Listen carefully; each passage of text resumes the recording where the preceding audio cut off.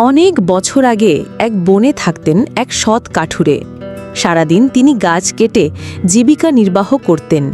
তার পরিবার গরিব হলেও তিনি ছিলেন আল্লাহর প্রতি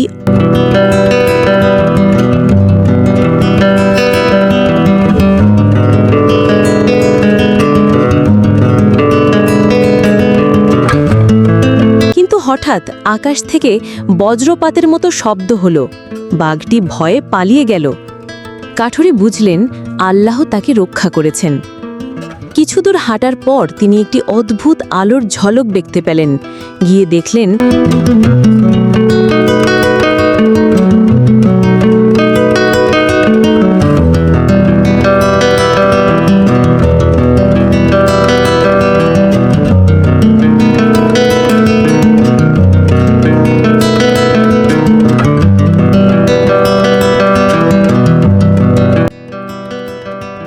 বিপদ থেকে রক্ষা পাওয়া যায়। কাঠুরের জীবন ধীরে ধীরে বদলে গেল, আর তিনি গ্রামের সবার প্রিয় মানুষ হয়ে উঠলেন।